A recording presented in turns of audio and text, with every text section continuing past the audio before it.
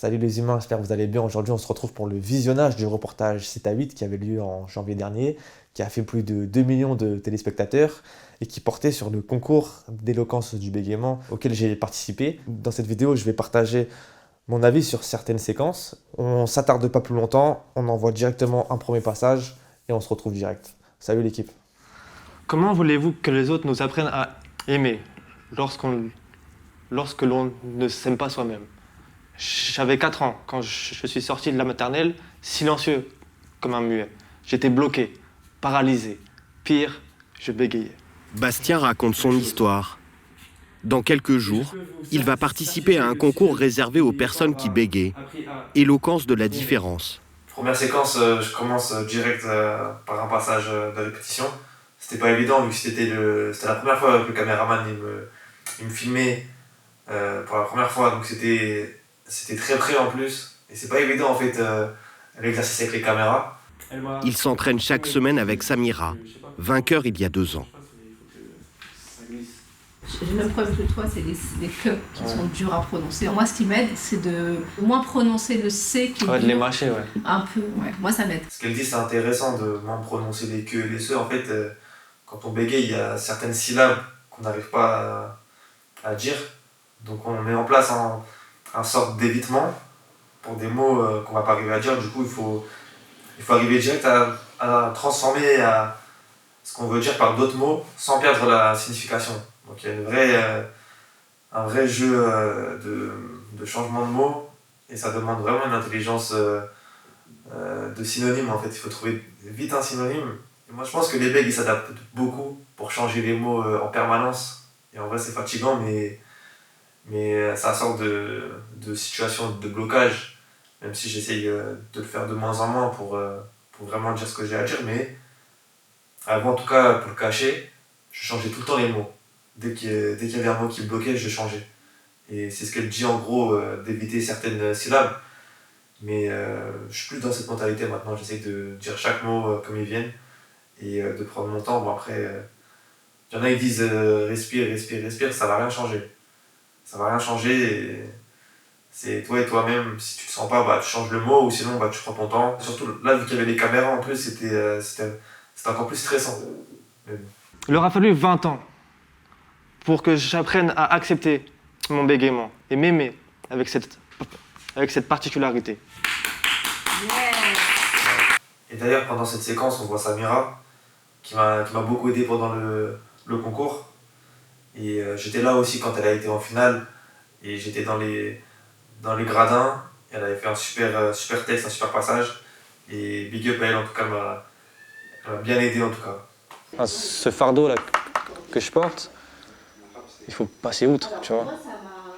Même si ça va marquer les gens, tu sais, quand tu leur parles, quand ils connaissent pas, tu vois. Alors, je me suis dit, vas-y, faut qu'un jour, je le fasse, tu vois. Il faut que je sois capable de porter mes couilles, tu vois, et de monter sur une scène.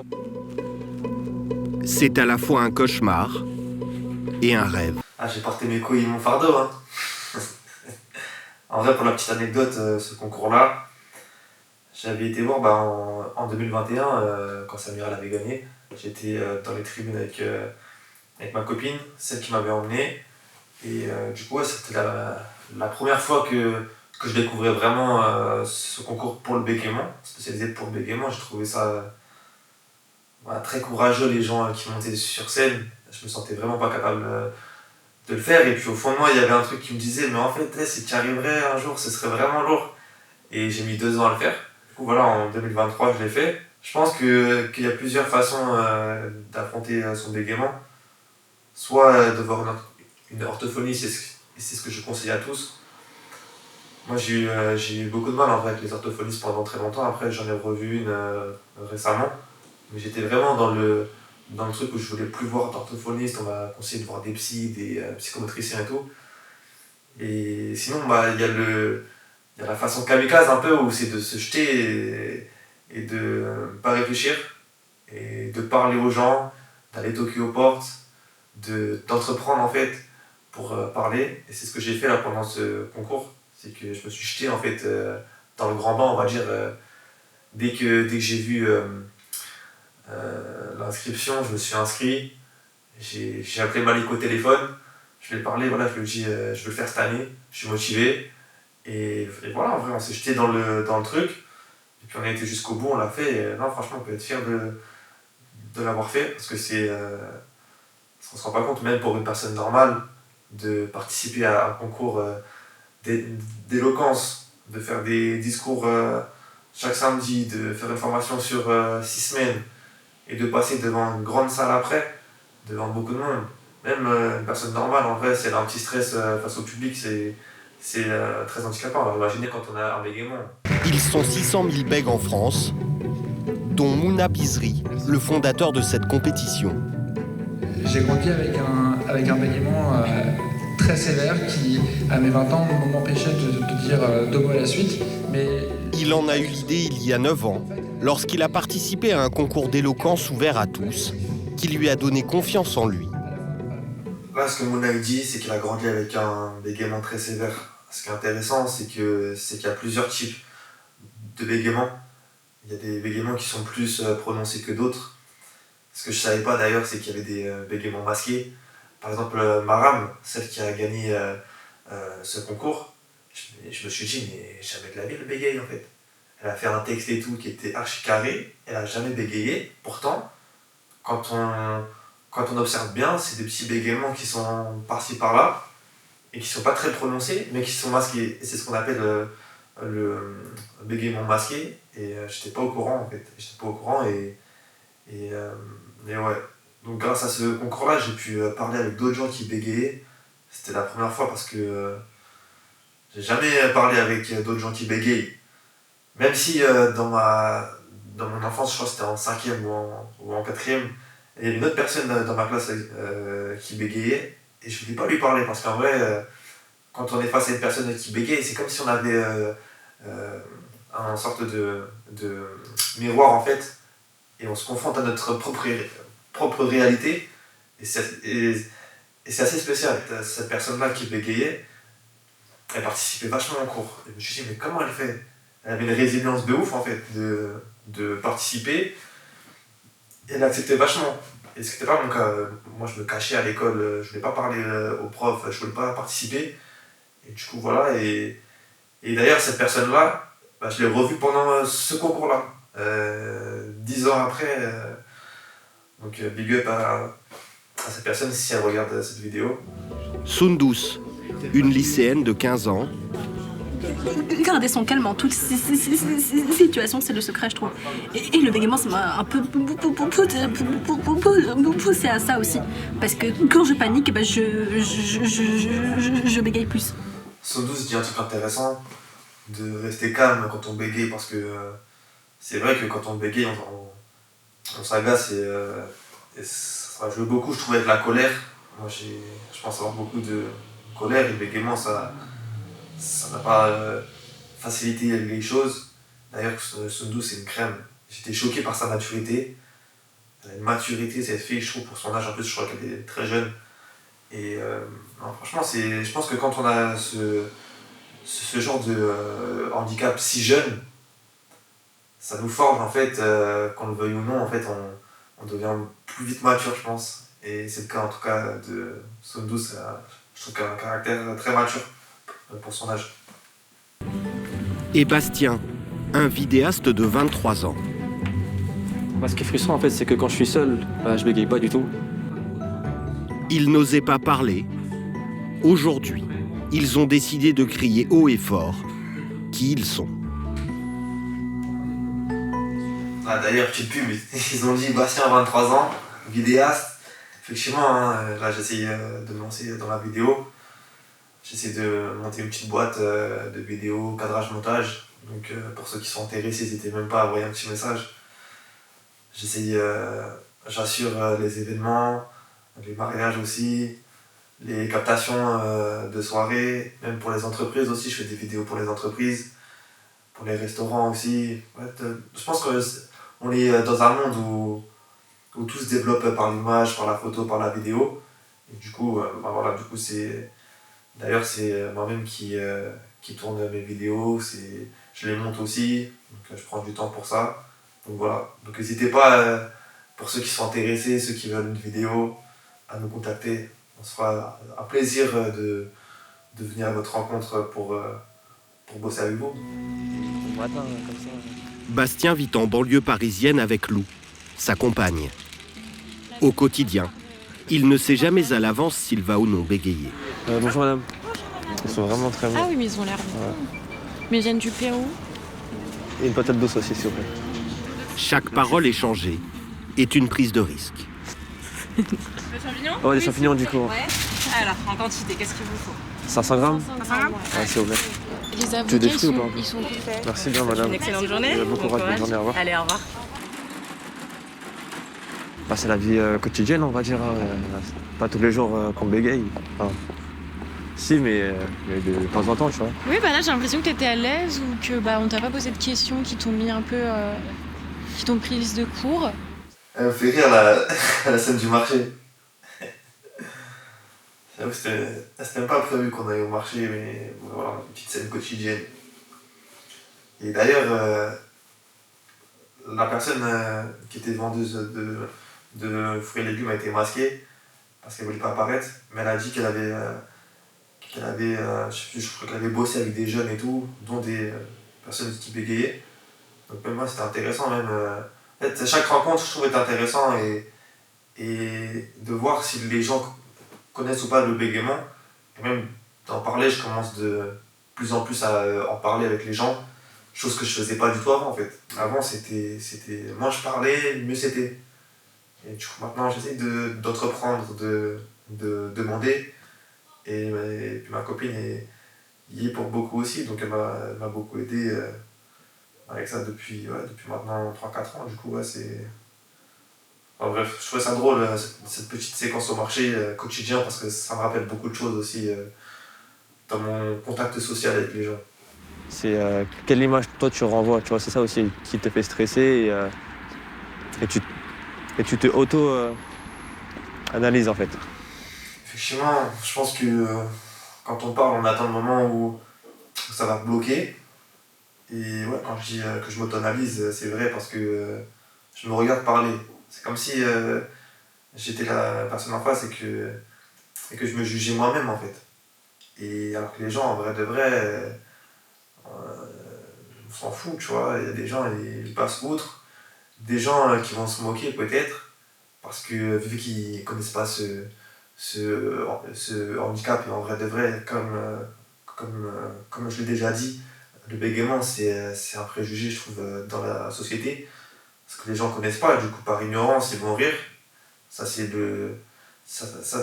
la personne je pense qui n'a pas de sensibilité et qui va rire parce que vu que c'est quelque chose de pas fréquent, une personne qui bloque sur les mots, et vu que c'est vu comme drôle je pense quelqu'un qui bégaye, mais alors que la vérité si ça lui arrivait je pense qu'il rigolerait moins. Et il y a les gens aussi qui sont sensibilisés et qui s'intéressent. J'ai jamais eu de vrai problème avec ça, je pense que c'était plus moi qui me jugeais en fait. Et du coup je me mettais des barrières cérébrales, je pense que je m'interdisais beaucoup de choses. Les premières saccades de Bastien sont apparues du jour au lendemain, un soir de mai, alors qu'il était enfant. Ses parents, eux, ne bégaient pas. Ils ont longtemps cherché ce qui avait pu provoquer ce trouble. Je suis allée le récupérer à l'école en maternelle. Et Bastien, quand je l'ai récupéré, il ne pouvait plus du tout parler. Et un peu la panique de voir son fils, tout d'un coup, on imagine le pire. Et s'est passé un truc, je sais pas, avec quelqu'un ou quoi. Et vous savez pas quoi? Je sais plus du tout. Franchement, c'était loin, et puis quand ça te marque et quand ça te choque, ça va te faire oublier, je pense. T'es dans le déni, je pense, ou je sais pas. Et je me vois sortir d'une classe un peu choqué, un peu genre comme si c'était un truc de fou.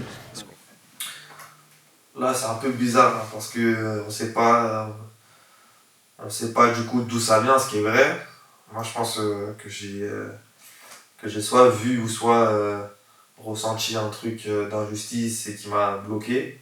J'essaie de chercher, de comprendre, mais aucune trace.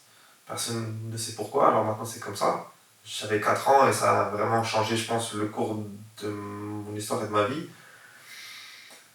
Mais il faut faire avec, c'est la vérité, il faut faire avec. Et il faut avancer et j'aurais beau chercher et pas sûr que je trouverais. Donc ma daronne elle m'a amené voir des médecins et tout et on lui a dit bah ça va passer, sauf qu'au final bah, c'est resté. Ce qu'on dit pas mal d'orthophonie, c'est que de toutes les manières, ça a été un élément déclencheur, mais ça serait arrivé. J'ai pas compris ce qu'il a dit mon daron en vrai, que tôt ou tard ça devrait arriver, je suis pas d'accord. Je pense qu'il disait ça plus par rapport au destin, le fait que ça t'arrive, c'est ton destin. Donc effectivement, je pense que si je bégayais pas, j'aurais jamais parlé face à vous ou j'aurais jamais fait des concours pour parler ou d'éloquence. Donc en vrai, j'essaie de voir le beau côté du bégaiement et ce que ça m'apporte. Chose que j'ai pas réussi à faire pendant 20 ans, mais là j'essaie d'en tirer le positif. Et c'est ce que mon daron m'a toujours dit, c'est de faire avec et d'avancer. Donc voilà, même si je ne l'ai pas beaucoup écouté dans mon enfance, là j'essaye. Il n'a pas tort en vrai. Il faut l'accepter et puis il faut avancer. Donc en vrai, il y a rien d'autre à faire. Élève discret, camarade taciturne, Bastien a passé son enfance et son adolescence à éviter de prendre la parole. Au début de sa relation avec Lou, il est même parvenu à dissimuler son bégaiement. Je ne m'en rendais pas compte, mais après j'avais remarqué quelques petites tics de langage, mais je me disais juste que chacun a sa particularité de parler. J'avais remarqué un petit, comme un claquement de langue avant que tu dises certains mots, mais du coup j'avais pas du tout fait le rapprochement avec le bégaiement parce que je connaissais personne qui bégayait et puis ça m'avait pas du tout traversé l'esprit. Et c'est lui qui m'en a parlé de lui-même au bout de 6 mois de relation. Quand on en parlait du style, oui, pour s'accepter, accepter son bégaiement, etc. Moi, je lui disais, Bastien, si tu bégayes pas, je pense pas que je serais amoureuse de toi. Quoi. C'est vrai qu'au bout de 6 mois de relation, je lui ai dit parce que je crois qu'elle n'avait pas remarqué, en fait. Je le cachais tellement bien que... En plus, dans mon texte, je dis, je parlais peu, je faisais le mystérieux, c'est vrai. Je parlais le moins possible, encore une fois. Et j'allais pas vers les gens, et c'est elle qui est venue vers moi, donc... J'étais comme un yeti en vrai, j'étais dans ma grotte et c'est elle qui est venue et du coup bah elle m'a touché en vrai. Et ça fait plaisir de voir une personne aussi qui s'intéresse à ce côté. En vrai c'était ma première relation et ça sera ma dernière donc ouais franchement je pense que cette femme elle a changé un peu même par rapport au bégaiement, elle m'a apporté beaucoup de choses. Elle m'a apporté beaucoup de choses et le fait d'en parler aussi avec une personne qui a une sensibilité, qui comprend les choses, qui s'intéresse, et puis qui a un cœur énorme aussi. Cette personne elle a un cœur pur.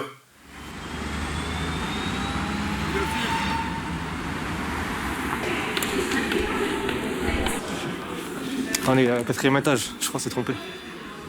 Après 4 semaines d'entraînement, première épreuve éliminatoire.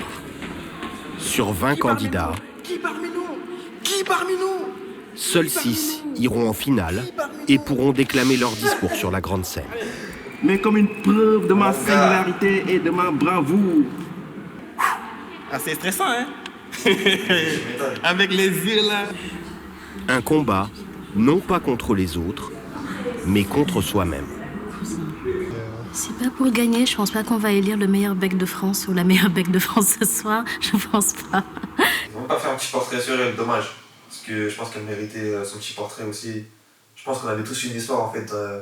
Chaque bec il a un vécu propre à lui et bravo en tout cas à toutes les personnes qui ont participé à ce concours parce que en fait grâce à nous tous, je pense qu'on s'est tous apportés en vrai. Le fait de parler à des gens qui bégayent, et moi c'est un truc qui m'arrive jamais en vrai. C'est un truc qui m'arrive jamais. Donc franchement merci à eux, merci à tous en vrai. La Benjamine du concours, Sundus, 15 ans, peaufine son discours dont le sujet a été tiré au sort. Pouvons-nous garder notre âme d'enfant toute notre vie et ma position c'est non. Et c'est imposé aussi. Sundus rêverait d'être orthophoniste, mais elle a peur que son bégaiement l'en empêche. C'est la première fois qu'elle rencontre d'autres bègues. Je savais pas qu'elle voulait être orthophoniste,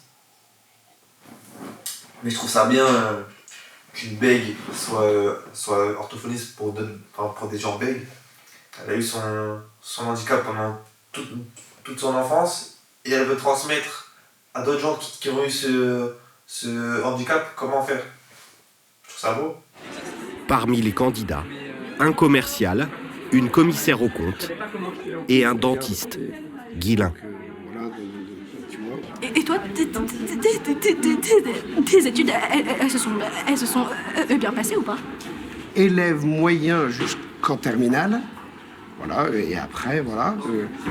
Première année de médecine, redoublée.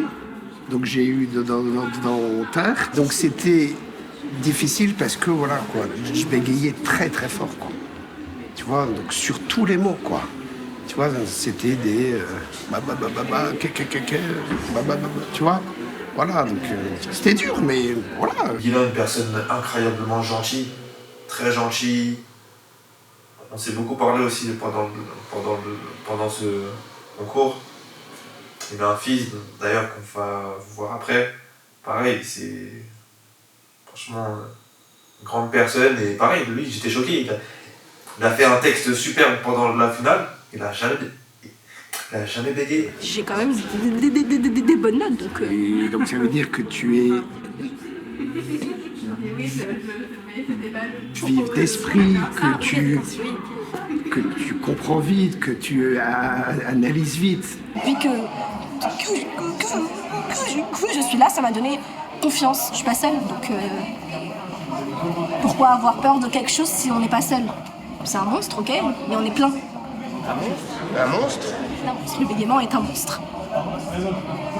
C'est fait, même physiquement, c'est dur parce que chaque muscle se contracte, et ça m'empêche de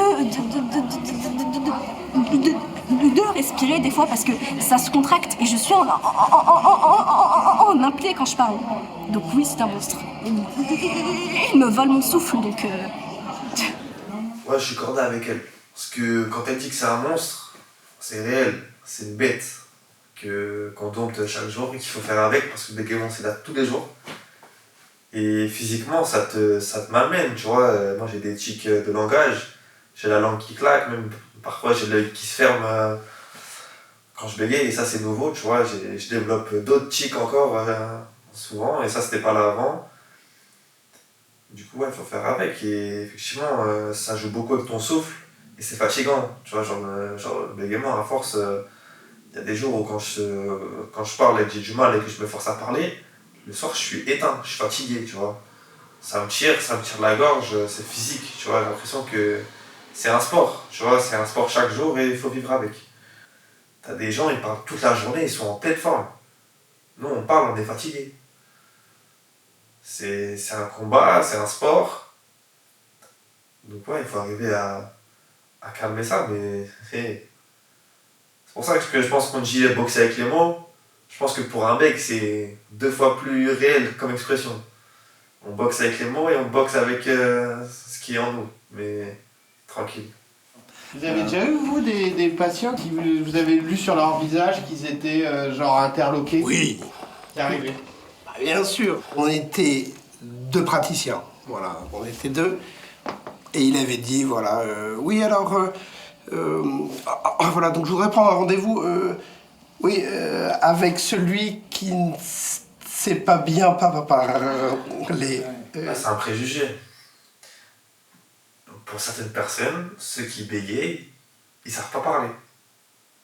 Alors que ça n'a rien à voir. C'est juste qu'on ne peut pas parler, tu vois.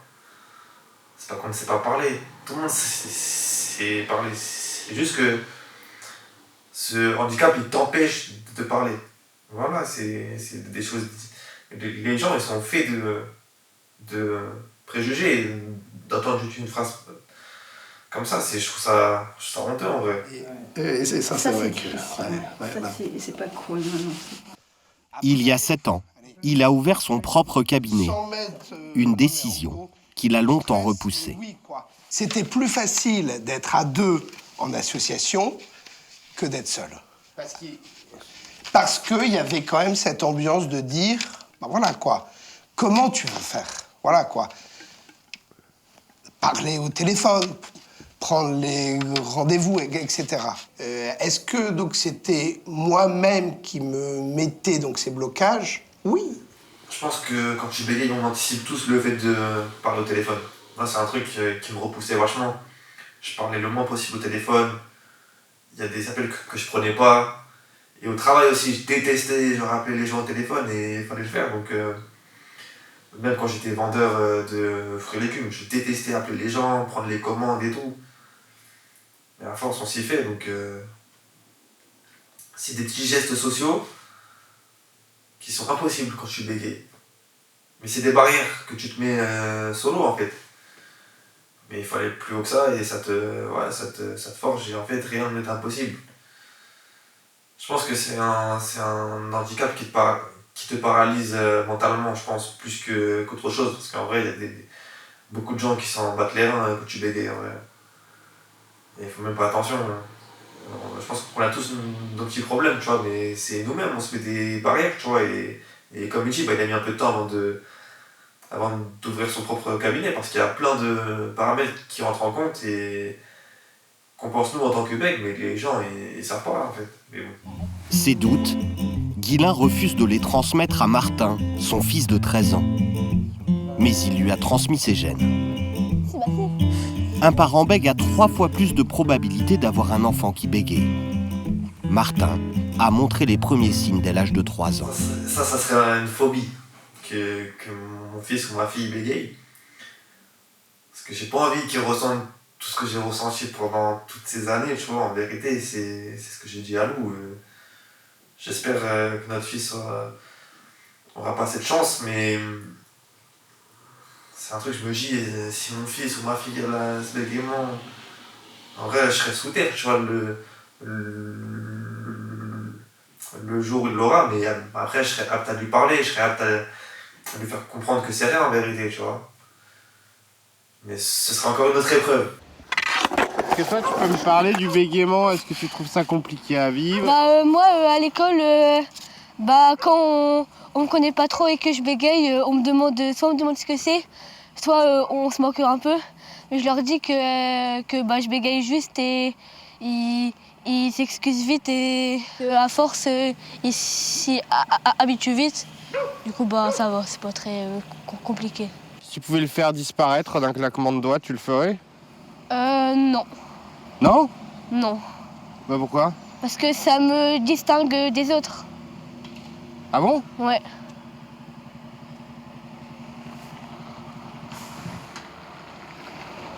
J'ai dit une bêtise? Non. T'as dit quelque chose que t'avais jamais dit, c'est ça? J'ai juste jamais parlé autant que ça. Et je pense que ça m'a touché un peu. De parler du bégaiement? Ouais. Parce que t'en parles jamais? Pas trop, non. Non? Non.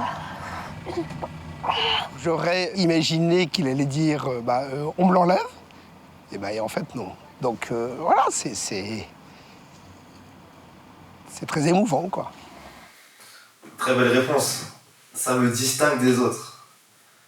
C'est une réponse très courageuse et je pense qu'à son âge, j'aurais jamais dit ça. Et ça montre bien toute la force du petit en fait. Et le journaliste est surpris et même son père est surpris. Ça démontre toute sa force et les questions du journaliste, à mon sens, témoignent d'un manque d'intelligence émotionnelle et relate d'un manque de tact aussi. Parce qu'on dirait qu'il insiste, il dit ah bon, pourquoi? Et ça rajoute du coup forcément un petit côté pathos, un petit côté émotion qui est trouvé d'ailleurs vu qu'il pleure le petit après. Et le journaliste il dit j'ai dit une bêtise en mode pleure, mais pourquoi tu pleures, tu vois? Après le journaliste, moi je l'ai rencontré, je suis parti à sa rencontre et on va voir, mais il dit que non et que c'était pas forcé. Peut-être que c'était pas, je sais que c'était pas malveillant, mais en tout cas il y a un manque de tact dans ces questions Ce que je peux dire, c'est que j'ai fait mon travail honnêtement. Il faut s'interdire de poser aucune question. Et surtout, je m'attendais pas à cette réaction. Parce que ce que je raconte est vrai. Et voilà, on se retrouve avec le journaliste qui a fait cet avis. Un gros travail en vrai parce que c'était pas simple. Est-ce que tu veux nous dire un petit mot du coup sur ton travail et qu'est-ce que tu en as pensé toi voilà, par rapport à tes petits retours? Alors moi je trouve que la thématique elle est fascinante quoi, parce que le bégaiement c'est quand même très mystérieux, c'est des situations, c'est des moments, parfois ça apparaît, ça disparaît, ça réapparaît. Moi, ce que je peux dire c'est que j'ai fait mon travail honnêtement, il faut s'interdire de poser aucune question et surtout je m'attendais pas à cette réaction. Parce que ce que je raconte est vrai. Moi j'ai affaire à un gamin qui est hyper bien dans ses baskets, 10 minutes avant je le vois discuter avec ses potes. Il fait du skateboard, il est délégué de sa classe, son père me dit zéro souci. Et c'est juste qu'en fait, et c'est leur truc, c'est que pour eux, le bégaiement n'est pas un problème, mais ils n'en parlent pas. Et au fond du fond, il y a quand même quelque chose. Mais moi, quand il se met à pleurer, je le cherche pas et pour tout dire, je suis surpris. Je suis très surpris, je dis sérieux ah bon. Et c'était pas une question maladroite, c'était vraiment sincère et... Je sais pas, ça tout le monde peut. Chacun mettra la maladresse où il veut. Moi j'ai juste fait ça honnêtement. D'accord. Si je pose des questions qui me traversent l'esprit. Parce que moi quand je l'ai vu en vrai, je me suis dit ouais c'était pas écrit mais il y a un petit côté pathos, tu vois, genre un petit côté émotion. On cherche à faire sentir que c'est pas simple et que voilà qu'il y a un truc incroyable. Et qu'on le porte pas, tu vois, que c'est des questions. Moi, à titre personnel, je trouvais ça un peu pas très empathique, mais je sais que c'est ton taf, tu vois. Et peut-être que pour certaines personnes, ça a pu paraître malveillant de filmer pleine face un ado, tu vois, et qui pleure, tu vois. Moi, j'ai pas du tout ce retour-là. En tout cas, des intéressés. Okay. Les intéressés, ils m'ont pas dit franchement Antoine t'as poussé, au contraire en fait.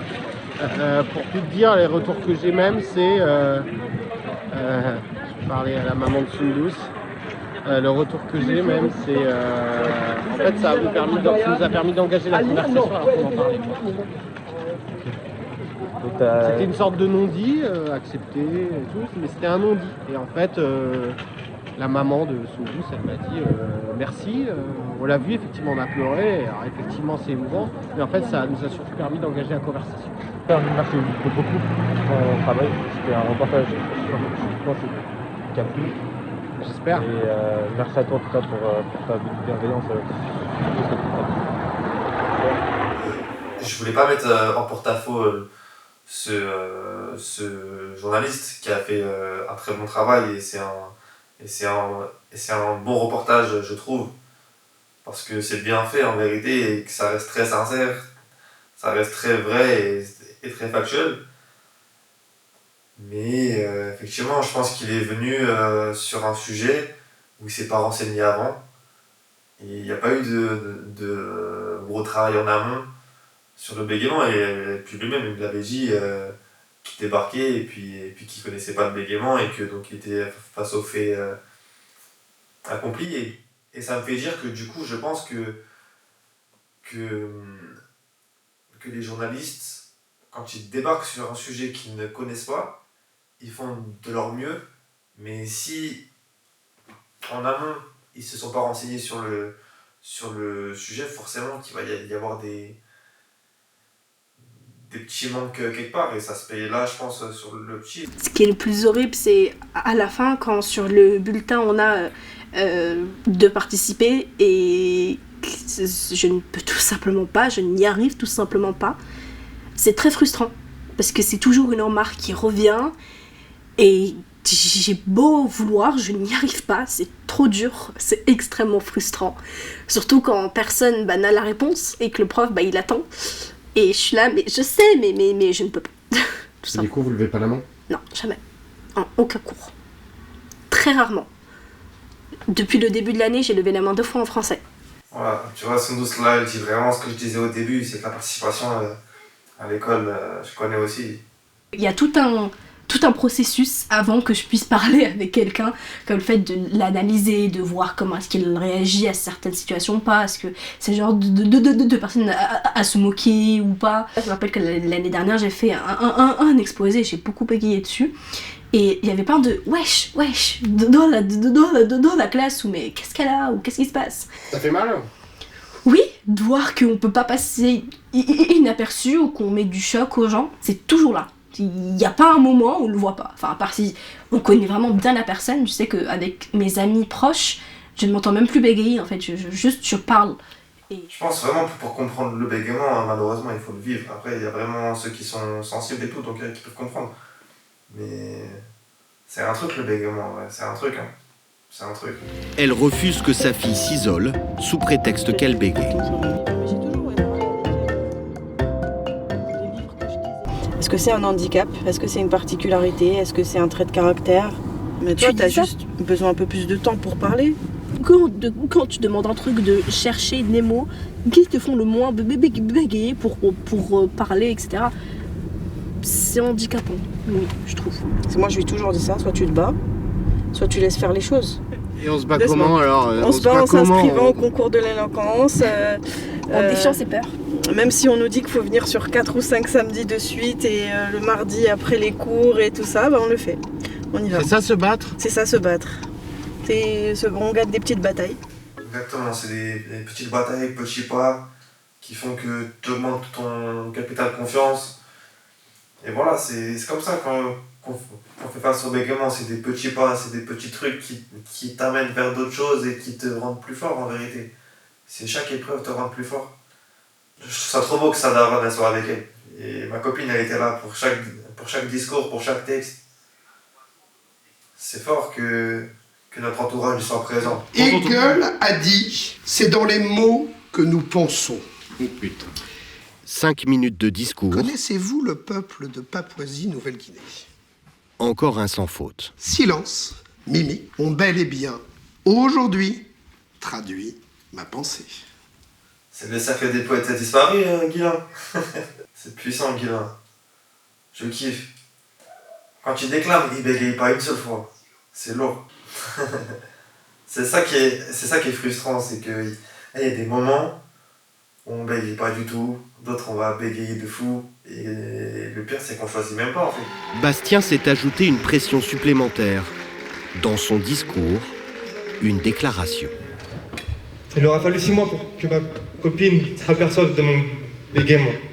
Je vous dirais plutôt qu'il a fallu 6 mois pour que je lui en parle. Je me confiais peu. Je faisais le mystérieux.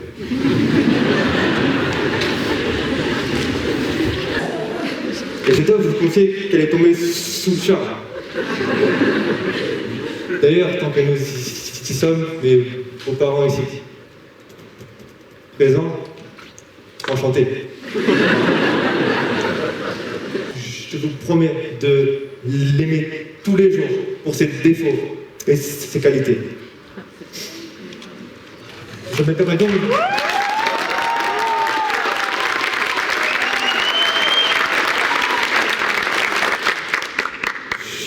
Je me permets donc de vous poser la question.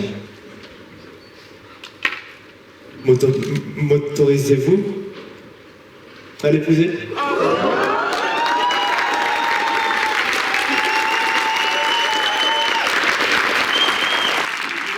Non, c'est beau. Non, franchement, c'est un bon reportage, l'équipe. Hein.